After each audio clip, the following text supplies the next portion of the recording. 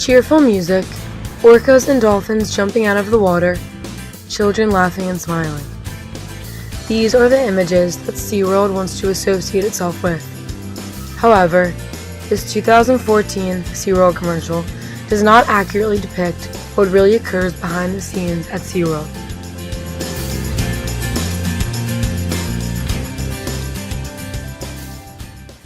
It was a really exciting thing to do until everybody wanted to do it. What were they telling you were going to do?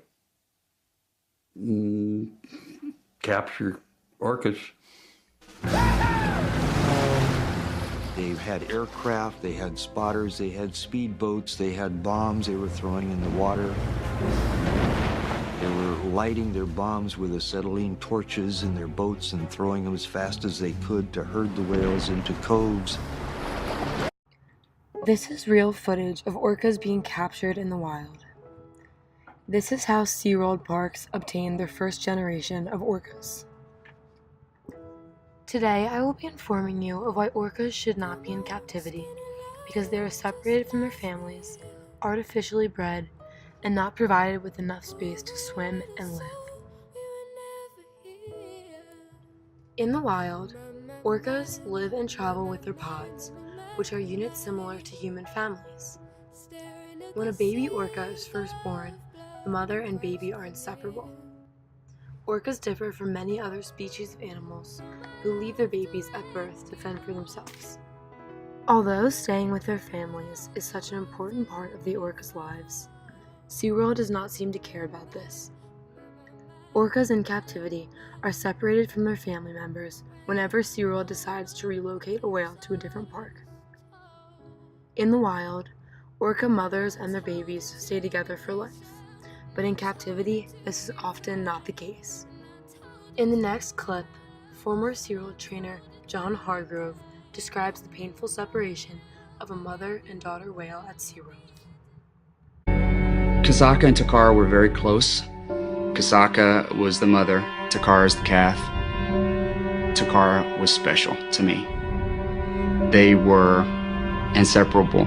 When they separated Kasaka and Takara, it was to take Takara to Florida.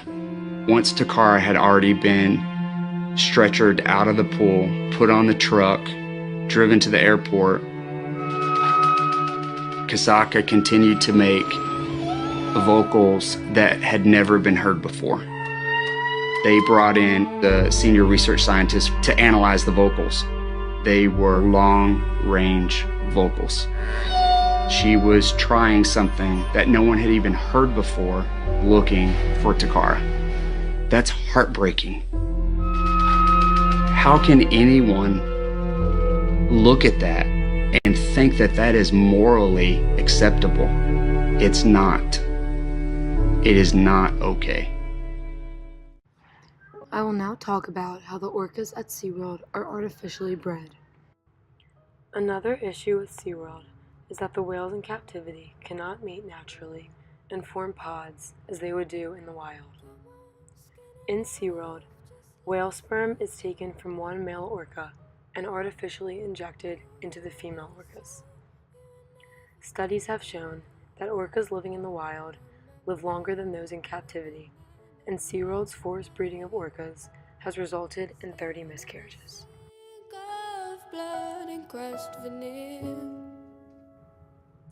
The artificiality of the pods in SeaWorld does not create a positive dynamic between the whales, and many of the whales get into fights with one another, in which they rake each other with their teeth. This action can cause deep gashes in the whale's skin, as well as bleeding. In his 2015 book titled Beneath the Surface, former SeaWorld trainer John Hargrove describes how he felt leaving SeaWorld. He states, "I was weeping because I felt I was abandoning Kasaka's daughter, Takara, leaving her to be turned into a baby-making machine by SeaWorld, her calves taken away to populate marine parks across the world." Since artificial insemination occurs in the SeaWorld parks, the whales are not a true family. Although SeaWorld tells the public that all of the whales make up one big family, despite the fact that they are not all related, this is not the case. And they say that they're a family.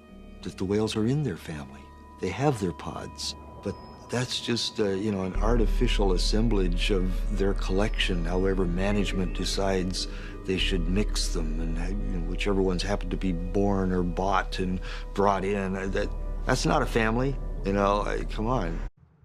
I will now discuss how the lack of space in the SeaWorld tanks is detrimental to the health of the orcas.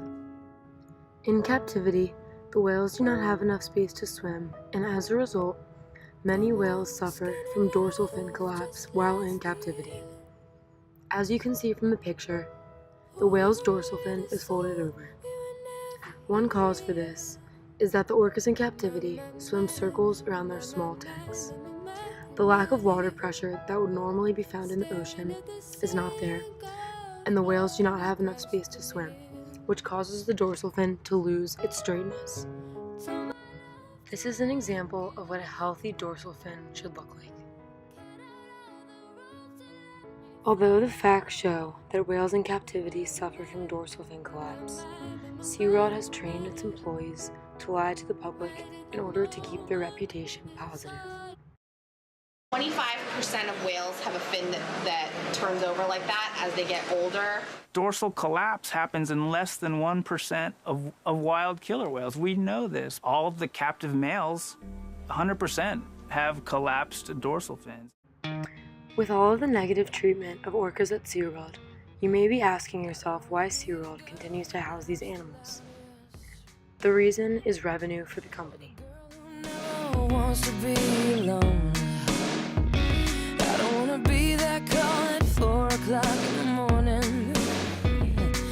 I'm the only one you know in the world that won't be home.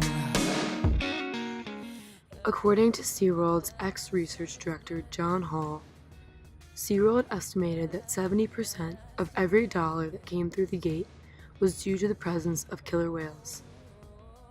If you wanted a strong cash flow to continue, you needed a steady supply of killer whales. I'm safe up high, nothing can touch me. Why do I feel this body's over? No pain inside, you're my protection. But how do I feel this good sober? I don't wanna be the girl that has to feel the silence. Orcas are powerful and majestic animals, but captivity is not where they belong.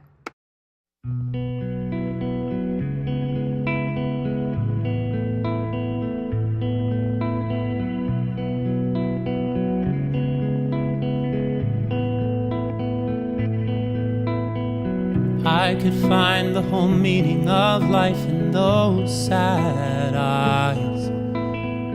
They've seen things you never quite say, but I hear.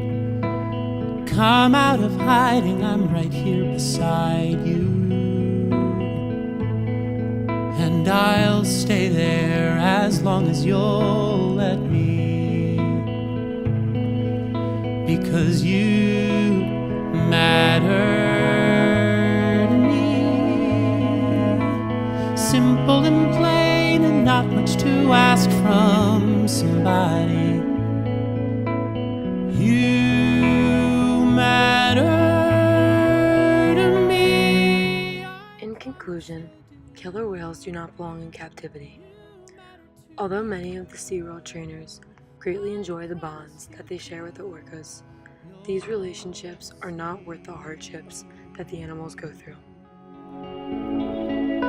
You matter.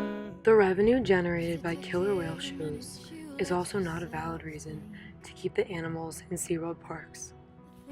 These intelligent animals do not belong in tanks where their health is compromised. All of this time I've been keeping my mind on the running away. And for the first time I think I'd consider this day.